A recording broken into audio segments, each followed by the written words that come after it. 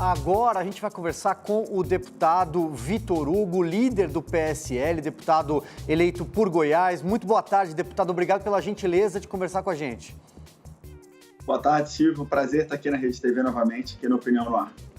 Bom, deputado, eu quero começar aqui a nossa conversa com a mesma pergunta que eu fiz, por exemplo, para o deputado Marcel Van Hatten agora há pouco, porque eu acho que esse é um assunto muito importante, embora um pouco árido, as pessoas às vezes não entendem a importância do orçamento, mas o orçamento não aprovado, talvez essa não seja a palavra exatamente, ele impede que o governo faça gastos a não ser aquilo que é obrigatório. Eu não tenho memória de chegar a abril sem um orçamento pronto para ser executado, deputado? Bom, isso é verdade, Silvio, é importante, né? O orçamento é uma das peças mais importantes de planejamento do Estado e que começa no Executivo e que depois é chancelado, né? E é também aperfeiçoado, ou deveria ser aperfeiçoado, nas duas casas do Congresso Nacional. E quando há um atraso tão grande, já começa a comprometer as contas do governo e aí os serviços que devem ser prestados aí para a população na ponta da linha começam a ficar também comprometidos. Houve um impasse muito grande ao longo do ano passado para a instalação da Comissão Mista de Orçamento. Eu acho que em grande culpa aí, em função do antigo presidente da Câmara, o Rodrigo Maia, que não soube conduzir o processo de maneira correta e não soube gerenciar ali as candidaturas que queriam assumir a Comissão Mista de Orçamento. E isso trouxe prejuízo para o país inteiro, a ponto de a gente só conseguir aprovar o orçamento e ainda assim com vários questionamentos, né? Agora possibilidade de vetos, necessidade de rediscussão de uma série de aspectos, e eu tenho certeza que o país inteiro na expectativa de que a gente finalmente não só termine essa novela, vamos dizer assim, né? Vamos começar já a discussão do próximo orçamento, né? A Comissão Mista de Orçamento de 2021 vai ser instalada daqui a poucas semanas e a gente espera que a do ano passado, né, que vai regular os gastos do governo ao longo desse ano, também se complete o ciclo o mais rápido possível. Deputado, eu queria fazer o Marcel Van Hatten estava com a gente aqui no bloco anterior e ele narrou um pouco as tratativas, os bastidores em torno do orçamento. Ele contou, como já se sabe, que o relator Márcio Bittar subestimou ou cortou, como ele preferiu usar essa palavra, as despesas obrigatórias em 26 bilhões de reais, mas depois ele aumentou as emendas parlamentares em 30 bilhões de reais, ou seja, é um orçamento inexequível. E na narração ali do deputado Marcel Van Hatten, houve a anuência do ministro Luiz Eduardo Ramos, que ainda estava nessa época na Secretaria do Governo. Agora, de quem é a responsabilidade? É o Ministério da Economia que quer cortar? É o Centrão que quer gastar mais e está sendo perdulário? Porque é preciso, né, atribuir responsabilidades para todos esses personagens. Amanda, boa tarde. Bom, primeiro dizer o seguinte, que um orçamento ele é sempre feito a várias mãos, né? Começa no Executivo, então começa lá com a equipe econômica, passa por todos os ministérios.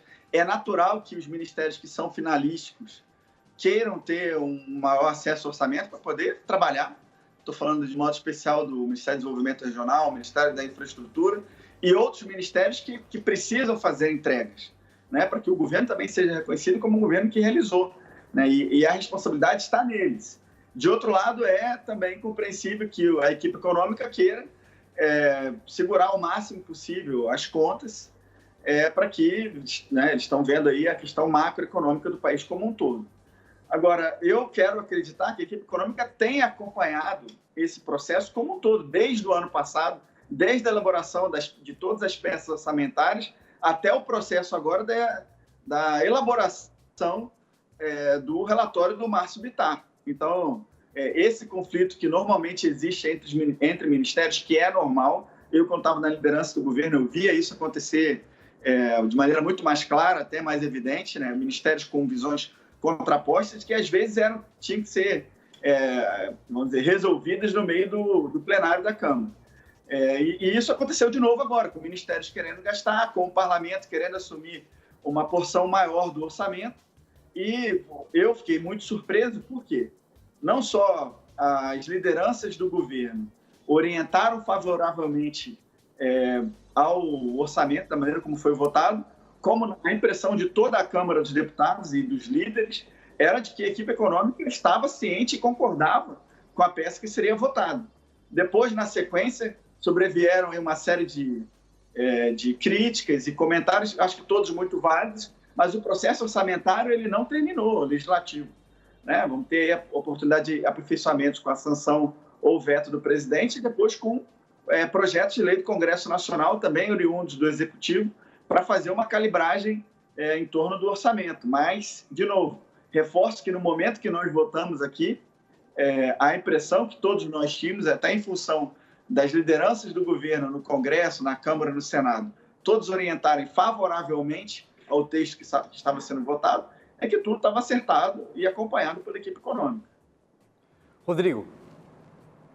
Boa tarde, deputado. Pois é, pegando um gancho nisso, né, nós vimos uma entrevista do presidente do Banco Central, Roberto Campos Neto, atestando que há um alinhamento de 100% com o ministro Paulo Guedes ainda, ou seja, a agenda é liberal. Ele que é um presidente que recebeu, inclusive, honrarias internacionais na sua gestão independente e agora aprovada a autonomia do Banco Central, finalmente. A pergunta que eu lhe faço é exatamente essa. Há, de fato, ainda esse compromisso total do governo Bolsonaro com essa agenda, com esse lado liberal? A questão do Centrão, por pragmatismo, a gente entende, mas até quanto isso desidratou essa agenda? E se a mudança do comando da Câmara, do Rodrigo Maia para o Arthur Lira, realmente fez essa diferença, gerou muita expectativa, pelo menos, na base de apoio liberal do governo. Rodrigo, a agenda liberal, na minha perspectiva, né, eu que tenho tido contato com o presidente, com vários ministros, ela se mantém, o rumo, né, do governo se mantém nesse sentido, mas é preciso que a gente tenha também um cuidado muito grande, nós que apoiamos o governo e o próprio governo, para fazer com que esses avanços liberais eles sejam tomados, né, as medidas, as ações sejam tomadas com passos curtos e firmes, para que não haja nenhum retrocesso. E para que a gente não prepare o governo, vamos supor que a gente conseguisse, né, aprovar uma reforma administrativa no curtíssimo prazo, sem uma grande reflexão, sem uma conscientização da população como um todo e, de modo especial, dos servidores públicos. A mesma coisa com a reforma tributária, que também ambas são importantíssimas e nós defendemos e queremos avançar, assim como avançamos com a reforma tributária num momento complexo e numa profundidade que foi muito além até do que se pensava. Até os próprios reflexos da reforma da Previdência, né, a economia que nós imaginávamos, que seria em torno de 1 trilhão, junto com aquela medida provisória 871, que potencializou a capacidade do Estado de impedir fraudes ou de dificultar fraudes no INSS. Né, a gente já viu que imaginávamos que seria algo em torno de 1 trilhão, 833 na Previdência e uns 200 bilhões com essa medida provisória 871, e hoje a gente já viu que as previsões são muito melhores, nós vamos economizar muito mais. Então, nós precisamos fazer essas duas discussões, tributária e administrativa, com rapidez, mas também com muita serenidade, com muita tranquilidade, para que a gente não resolva todos os problemas agora e aí acabe com o capital político do presidente ou do governo e, na sequência, entregue o país organizado para um grupo do PT, por exemplo, ou de esquerda, que depois vem desfazer tudo aquilo que a gente fez. Então, nós temos que fazer as coisas assim, com uma visão política muito clara, com estratégia, para que a gente consiga não só entregar as reformas que são necessárias, mas também conseguir estruturar o país para que, na nossa visão, o que nós acreditamos que é o melhor, que a gente tenha governos de direita por 50, 100 anos. Deputado, trazer aqui uma pergunta da nossa audiência, os nossos espectadores que fazem o Opinião no Ar, em streaming, pelo YouTube, também pelo Facebook. A Estela Bernardes pergunta sobre a possibilidade de ter o voto auditável, ou seja, imagino que ela esteja perguntando sobre o voto impresso, se dá tempo. Eu sei que tem uma PEC, uma proposta de emenda constitucional da deputada Bia Kicis, em curso na Câmara dos Deputados, mas para que possa ser possível ter voto impresso em 2022, tem que aprovar até outubro. Dá tempo? Bom, a gente está trabalhando para que sim, né? Já foi aprovado no CCJ. Estamos agora conversando com o deputado Arthur Lira, que é o presidente da Câmara, e com outros líderes, para que a gente consiga criar essa comissão especial o mais rápido possível, que dê andamento a essas discussões, até para esclarecer para quem está chegando nessa temática agora, né? A ideia do voto impresso ou auditável, né, como foi defendido pela nossa telespectadora, é a ideia de que, ao lado da urna eletrônica que já existe hoje, haja uma impressora que permita que o eleitor verifique se o seu voto está registrado corretamente naquela urna, sem que ele tenha acesso ao papel e sem que ele saia com nenhum tipo de comprovante, poderia ensejar a quebra do sigilo do voto. Ele simplesmente aperta mais uma tecla e o papel é cortado e depositado numa urna física. Em caso de suspeita de fraude, aquela urna é aberta e recontada. Então, a gente não consegue ver qual é o empecilho da adoção dessa linha de ação. Inclusive, há grandes empresários dispostos até a doar recursos para a aquisição dessas máquinas, e seria uma forma de legitimar o trabalho que já é feito pela Justiça Eleitoral. Eu conheço muitos juízes eleitorais, servidores da Justiça Eleitoral, que são pessoas muito sérias, muito corretas, particularmente os juízes de primeiro grau e as pessoas que estão na organização realmente das eleições ali na ponta da linha, e não há, na minha visão, qualquer motivo para que a gente possa desconfiar efetivamente do processo. Agora, não há motivo também para que a gente não crie uma redundância em torno daquilo que já é feito, permitindo a recontagem. Então, o sistema digital em si, ele, por ser digital, ele seja um gap, um déficit de confiança, simplesmente porque a gente não consegue, não é palpável, né, o sistema em si, e essa redundância poderia trazer a confiabilidade e uma segurança maior na disputa política que é normal no sistema democrático. Meio-dia 45, 15 para 1. Na sequência tem a pergunta da Amanda. Antes, um recado bem rápido, 15 segundos do Lacombe para você. Que cara é essa, Sérgio? Tô 3 dias sem dormir, eu vou zerar a programação da Sky. Não, Sérgio, você levar uns 50 anos. 50 anos assistindo Sky, tá ótimo. Com Sky, a gente se diverte junto, mesmo separado. Recargas a partir de R$ 14,90. Ligue 0800 940 2362. A gente segue com a entrevista com o deputado Vitor Hugo, líder do PSL, deputado eleito por Goiás. A pergunta agora é da Amanda. Deputado, um projeto de lei apresentado pelo senhor com requerimento de urgência na semana passada causou bastante polêmica, né? Aquele PL da mobilização nacional, que já é um mecanismo previsto na Constituição para tempos de guerra, em caso de ameaça de invasão estrangeira, mas o que o senhor propunha que fosse decretada a mobilização nacional agora, que amplia os poderes do presidente, inclusive com interferências no setor privado, no setor produtivo, e também o poder do presidente sobre as polícias estaduais. Isso acabou não passando no Colégio de Líderes, mas eu queria saber do senhor qual o objetivo, por que requerer ou instituir a mobilização nacional agora, já que não há ameaça de invasão estrangeira e o STF já determinou, já deu autonomia a estados e municípios que tomem as suas medidas restritivas em relação à pandemia. Amanda, primeiro é importante pontuar que a Constituição não prevê mobilização nacional somente em caso de guerra. Na verdade, a Constituição Federal, quando no artigo 22, inciso 28, e no artigo 84, inciso 19, quando ela trata da mobilização nacional, ela fala de maneira genérica. Quem trouxe a mobilização nacional para a resolução de um conflito armado foi o Lula, quando apresentou em 2003 um projeto de lei que foi aprovado em 2007, que é a Lei 11.631, e aí o Lula, naquela oportunidade, ele direcionou a mobilização nacional para uma das hipóteses possíveis, que é a questão da guerra. Mas existem, ou pode existir, outros problemas de grande magnitude que possam ser resolvidos, sim, com mobilização nacional. E aí, o meu projeto de lei, ele se voltava para essa ampliação das hipóteses de uma lei já pré-existente, de um governo que era esquerdista. Então, justamente para que não houvesse qualquer sinalização de que poderia ser algo ideológico, a questão é, se nós verificarmos a quantidade de mortes no Brasil e a quantidade de mortes no mundo, a gente vai ver que, no fundo, nós estamos num quadro semelhante ao da guerra. Né? Se formos ver a guerra da Síria, por exemplo, morreram aí pouco menos de 400 mil pessoas em 9 anos.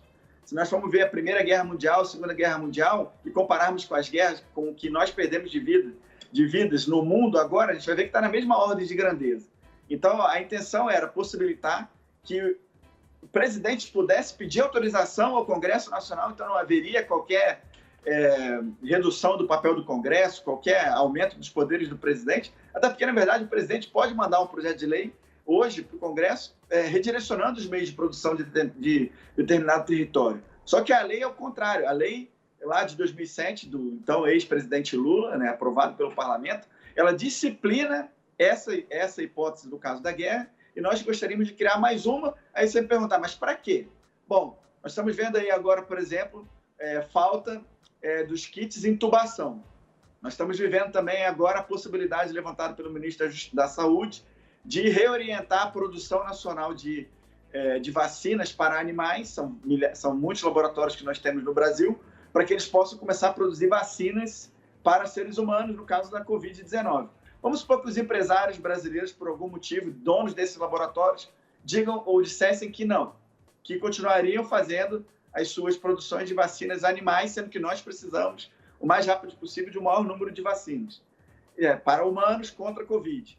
Então, a mobilização nacional o presidente poderia pedir autorização para o Congresso Nacional para que delimitasse um espaço territorial um espaço do território nacional, para que as empresas ali dentro desse espaço obrigatoriamente deixassem de produzir vacinas para animais e passassem a produzir vacinas para seres humanos, ou para que determinadas indústrias de um determinado estado também, de novo aprovado pelo Congresso Nacional, passassem a produzir, então, medicamentos do kit intubação, ou equipamentos também para o kit intubação. Então, a minha intenção com esse projeto era essa.